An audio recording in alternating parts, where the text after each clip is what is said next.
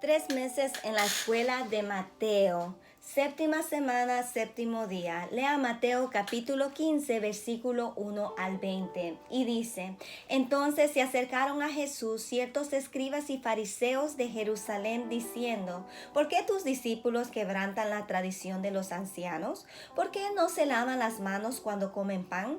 Respondiendo él les dijo: ¿Por qué también vosotros quebrantáis el mandamiento de Dios por vuestra tradición? Porque Dios mandó diciendo: honra a tu padre y a tu madre, y el que maldiga al padre o a la madre muera irremisiblemente. Pero vosotros decís: cualquiera que diga a su padre o a su madre, es mi ofrenda a Dios, todo aquello con que pudiere ayudarte, ya no ha de honrar a su padre o a su madre. Así habéis invalido el mandamiento de Dios por vuestra tradición. Hipócritas, bien profetizó de vosotros Isaías cuando dijo: este pueblo de labios me honra, mas su corazón está lejos de mí, pues en vano me honran, enseñando como doctrinas mandamientos de hombres, y llamando así a la multitud les dijo: oíd y entended, no lo que entra en la boca contamina al hombre, mas lo que sale de la boca, esto contamina al hombre. Entonces, acercándose sus discípulos, le dijeron: ¿sabes que los fariseos se ofendieron cuando oyeron estas palabras? Pero respondiendo él dijo: toda planta que no plantó mi Padre Celestial será desarraigada. Dejadlos, son ciegos guías de ciegos, y si el ciego guiare a los ciegos, ambos caerán en el hoyo. Respondiendo Pedro le dijo: explícanos esta parábola. Jesús dijo: ¿también vosotros sois aún sin entendimiento? ¿No entendéis que todo lo que entra por la boca va al vientre y es echado en la letrina?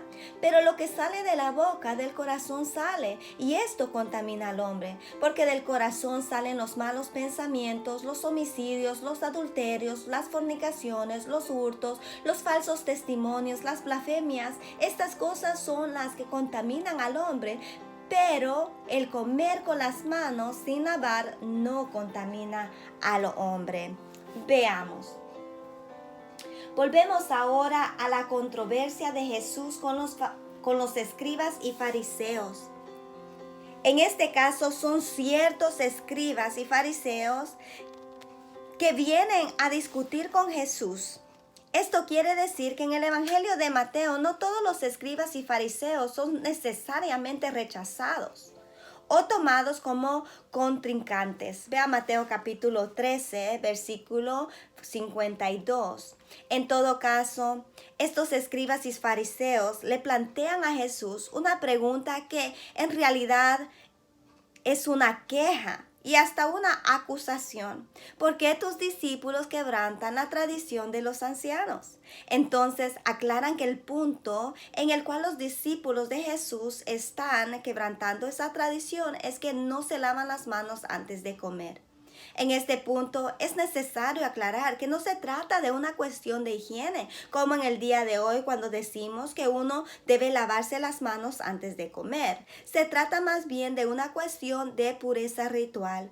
El peligro estaba en que uno hubiera tocado algo ritualmente impuro o contaminado, y que entonces al comer sin lavarse las manos era contaminación entrando al cuerpo.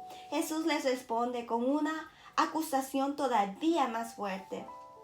Si los discípulos quebrantan la tradición de los ancianos, los escribas y fariseos quebrantan el mandamiento de Dios. Lo que sigue entonces es la explicación de por qué Jesús les acusa de quebrantar el mandamiento de honrar a padre y a madre en el versículo 4 al 9.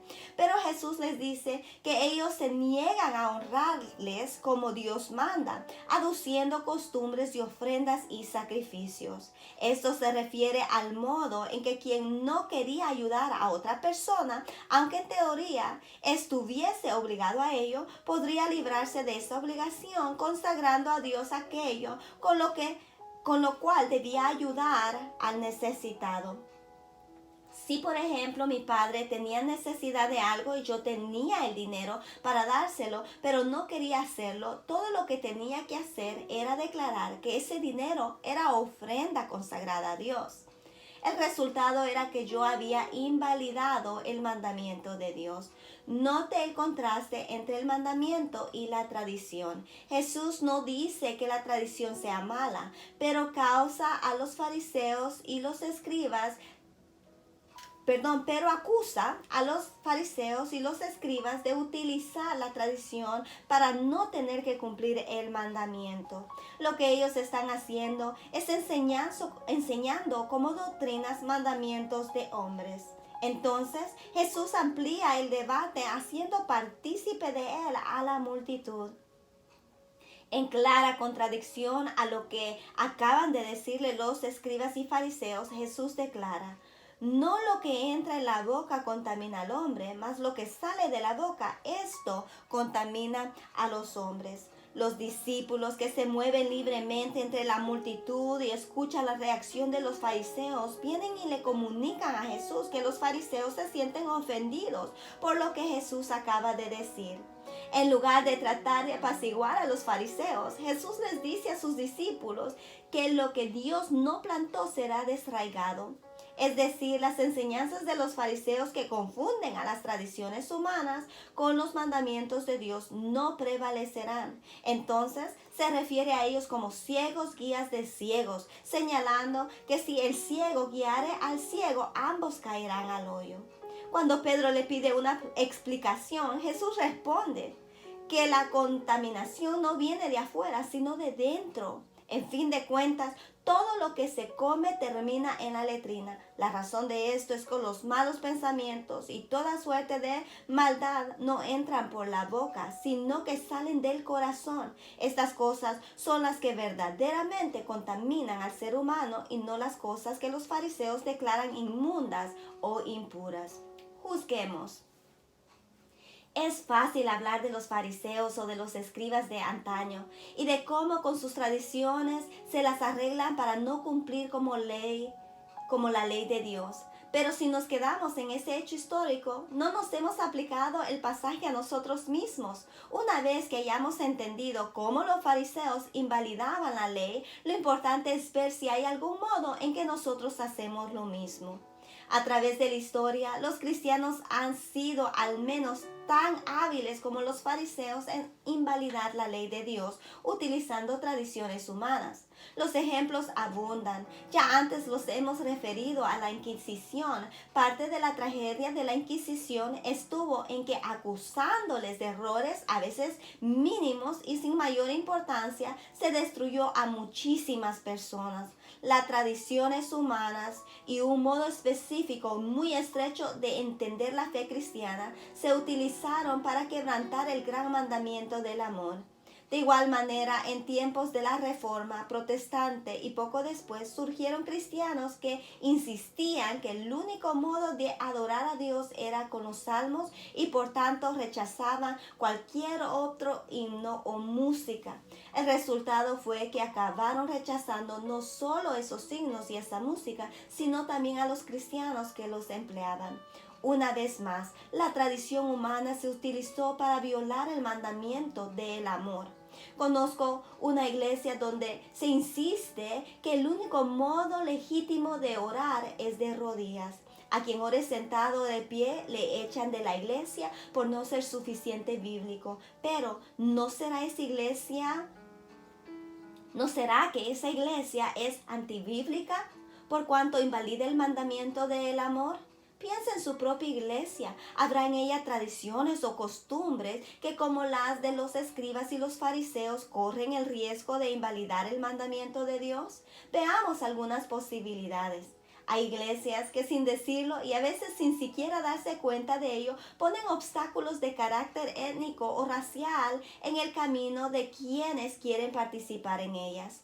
A veces no es que les incluyen totalmente, sino que les reciben con frialdad, que no les dan oportunidades de servicio, que les excluyen de los comités y otros de decisión y a la postre acaban por irse. En los Estados Unidos Esto sucede frecuentemente con iglesias blancas de habla inglesa, donde se aceptan a personas de otras razas y culturas, pero no se les acepta plenamente. Pero sucede también con algunas iglesias hispanas. Hay iglesias de cubanos donde los puertorriqueños, dominicanos y mexicanos no se les rechaza, pero tampoco se les da una bienvenida total. ¿Cómo se hace esto? A base de costumbres humanas, costumbres que en sí son buenas, pero que se usan entonces para excluir a los demás. Se sirven las comidas de un grupo y no las del otro. Se insiste en adorar con los signos que se trajeron del país de origen, sin aceptar los ritmos y las tradiciones de otros países. A la postre, la iglesia se vuelve una especie de club social donde se celebra y se nutre la nostalgia por el país de origen, y así se invalida el mandamiento de ir y hacer discípulos. Veamos otro ejemplo. Hay iglesias en las que se han establecido costumbres que son tan sagradas como el evangelio mismo. El culto tiene que ser a las 7:30, porque a esa hora es que lo hemos celebrado desde el comienzo. Si alguien no puede venir a esa hora, mala suerte. En otros casos, estas costumbres se disfrazan de moralidad. ¿Vieron a Marisol que se atrevió a venir a la iglesia con un vestido sin mangas? O Pedro dice que el médico le mandó a tomar una medicina que tiene alcohol y que la está tomando para la salud. ¿Será hipócrita el muy descarado? Empero, basta de ejemplos. Piense en las costumbres de su iglesia que a veces ocupan el lugar del mandamiento de Dios y hasta lo invalidan. Ahora piense en sus propias costumbres, que frecuentemente se llaman hábitos. Todos tenemos hábitos, pues sin ellos es imposible organizar la vida. Al levantarse, cada persona tiene su rutina, su serie de hábitos que sigue casi sin pensarlo. Todos sabemos que hay buenos y malos hábitos, pero lo que a veces olvidamos es que un buen hábito mal empleado puede volverse una de esas costumbres humanas que invalidan el mandamiento de Dios. Tal era en cierto sentido el caso de los escribas. Ellos estaban acostumbrados a ser intérpretes de la Biblia, a quienes todos escuchaban. Eso en sí es bueno. Es una buena costumbre. Pero cuando vino Jesús y retó algunas de sus interpretaciones y de sus prácticas, el hábito que tenían de que se les respetara y admirara por su erudición bíblica se interpuso entre ellos y la obediencia a Dios. Lo mismo nos puede suceder a nosotros con cualquier buen hábito. Lo que estamos acostumbrados a enseñar, tenemos que asegurarnos de que ello no nos impida aprender. Los que estamos acostumbrados a practicar tenemos que asegurarnos de que ello no nos impida escuchar atentamente a la palabra de Dios. Si pensamos que porque tenemos el hábito de enseñar y de predicar ya somos y seremos por siempre líderes, no somos sino ciegos guías de ciegos. Actuemos. Si al pensar sobre la vida de su iglesia se percató usted de algunas costumbres que invalidan el mandamiento de Dios, sobre todo si lo que invalida es el mandamiento de amor, hágase el propósito de hablar sobre esto con otros miembros de su congregación para tratar de hallarle solución. Si hay otros en su iglesia que están siguiendo este mismo estudio, y que por tanto están estudiando este texto hoy, reúnase con ellos para ver cómo su iglesia puede responder a los problemas que usted ha visto. Por su parte, piense usted en sus propios hábitos y el modo en que expresan o invalidan la ley de Dios. El hecho es que la mayor parte de nuestras acciones son guiadas por el hábito. Pocas veces en el día nos detenemos a reflexionar sobre qué estamos haciendo y por qué. Es por esto que necesitamos tener buenos hábitos. Hágase el propósito de desarrollar hábitos que sean expresión de su fe. Para ayudarle en esto, puede usted hacer una lista de hábitos que usted tiene y que pueden expresar su fe y otra lista de los que pueden obstaculizar esa expresión. Por ejemplo, los siguientes hábitos pueden obstaculizar su testimonio: decir mentiras, llegar tarde a todos los sitios para que tengan que esperar por usted. Cuando otra persona está hablando, dejar que su mente divague sin hacerle caso, buscar siempre su propio provecho.